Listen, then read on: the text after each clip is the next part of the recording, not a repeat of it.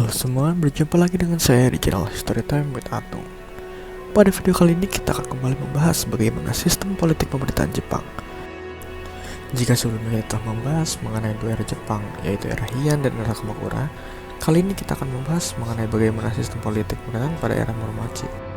Sebelum memasuki pembahasannya, pastikan kalian pencet tombol like dan subscribe, dan jangan lupa nyalakan lonceng birunya agar tidak tertinggal oleh video selanjutnya.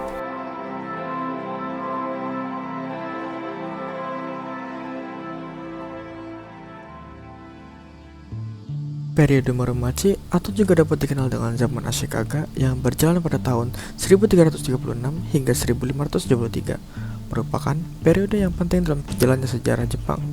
Era ini dinamakan demikian karena pemerintahannya yang berpusat di distrik Muromachi di Kyoto, di mana Ashikaga mendirikan pemerintahan militer Bakufu yang disebut sebagai Keshogunan Ashikaga. Sistem politik pemerintahan pada periode ini berpusat pada Keshogunan Ashikaga didirikan oleh Ashikaga Takauji yang telah mengalahkan keshogunan sebelumnya, yaitu Keshogunan Kamakura. Meskipun sama seperti keshogunan yang ada pada sebelumnya, pemerintahan di era Muromachi memiliki dinamika politik dan beberapa ciri yang lebih kompleks dan seringkali dikatakan lemah. Adapun berikut ini beberapa penjelasan yang lebih mendetail hingga lebih rinci mengenai sistem politik pemerintahan pada masa Muromachi. Yang pertama, Keshogunan Ashikaga sebagai pusat kekuasaan. Seperti yang kita ketahui, shogun merupakan seorang penguasa militer tertinggi yang memegang kekuasaan secara nyata. Walaupun kaisar yang tinggal di kota pusat yaitu Kyoto tetap memegang seluruh kekuasaannya secara formal. Shogun Ashikaga mengendalikan pemerintahan militer yang disebut Bakufu. Bakufu ini, milik Shogun Ashikaga ini bertanggung jawab untuk mengelola pengadilan, pemerintahan, urusan militer, dan yang terutama untuk mempertahankan kekuatan stabilitas dan pengelolaan para daimyo yang kita ketahui sebagai tuan tanah dari feodal. Namun tetapi, dibandingkan dengan keshogunan sebelumnya, yaitu Keshogunan Kamakura, kekuasaan dari Keshogunan Ashikaga ini dapat dikatakan lebih lemah. Dikatakan bahwa Shogun Ashikaga ini sering bergantung kepada dukungan dari bantuan dan beraliansi dengan para daimyo yang kuat, sehingga membuat mereka lebih sulit untuk menjalankan kontrol pusat yang lebih efektif di seluruh Jepang. Yang kedua, sistem feodal dan pengaruh daimyo. Seperti yang kita ketahui sebelumnya, daimyo merupakan seorang penguasa regional yang memegang kekuasaan-kekuasaan lokal atas wilayah-wilayah tertentu yang berada di bawah kekuasaan shogun. Setiap daimyo sendiri memiliki wilayah mereka masing-masing yang disebut Han, dan memiliki kekuatan ekonomi, politik, dan kekuatan militer di masing-masing wilayahnya. Para daimyo memerintah dengan cara otonom pada batas-batas wilayah mereka dan sering hanya memberikan sebuah dukungan dengan bentuk simbol kepada shogun. Dalam sistem feodal ini, para daimyo memiliki sebuah tanggung jawab, yaitu menjaga ketertiban wilayah, membuahkan pajak dari para penduduk, dan mempertahankan kekuasaannya di wilayah masing-masing. Kekuasaan mereka yang sangat independen membuat Keshogunan Ashikaga menjadi kesulitan dalam memaksanakan keotoritasan di seluruh Jepang. Yang ketiga, hubungan dengan kekaisaran. Meskipun seorang kaisar menjadi simbol dari kekuasaan, peran dari kaisar lebih banyak bersifat seremonial. Kaisar yang tinggal di Kyoto mempertahankan legitimasi spiritual serta mempertahankan budayanya. Tapi, seorang kaisar tidak memiliki kekuasaan politik yang nyata.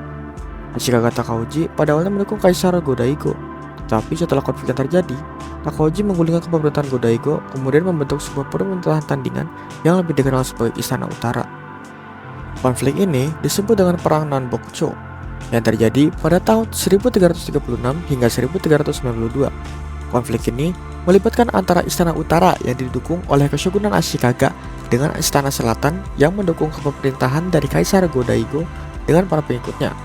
Setelah beberapa dekade pada konflik tersebut, kedua istana akhirnya kembali menyatu, tetapi status dari kekaisaran sebagai simbol tanpa kekuasaan nyata tidak berubah. Yang keempat, konflik internal dan Perang Onin. Perang Onin merupakan konflik perang yang terjadi pada tahun 1467 hingga 1477. Perang ini merupakan perang saudara besar yang menandakan puncak kelemahan dari Keshogunan Ashikaga. Perang ini terjadi disebabkan oleh perselisihan dalam suksesi klan Ashikaga, namun kemudian perselisihan tersebut meluas sehingga menjadi perang besar antar daimyo yang terjadi di seluruh Jepang. Yang terjadi akibat dari perang ini adalah kekuasaan shogun semakin melemah, dan kekuasaan telah dipegang oleh daimyo Daigo yang kuat dan independen. Pasca perang yang terjadi adalah Keshogunan Ashikaga tidak mampu menegakkan otoritas di luar Kyoto dan hanya dapat memegang kontrol simbolis. Jepang memasuki zaman Shigoku, di mana para daimyo saling berperang antara satu sama lain demi memperluas kekuasaan mereka. Yang kelima, krisis kekuasaan dan akhir era Muromachi. Pada penghujung periode Muromachi, Kesugunan Ashikaga menjadi semakin kesusahan untuk mengontrol para daimyo yang saling bersaing dengan konfliknya. Ashikaga Yoshiaki merupakan shogun terakhir dari Kesugunan Ashikaga.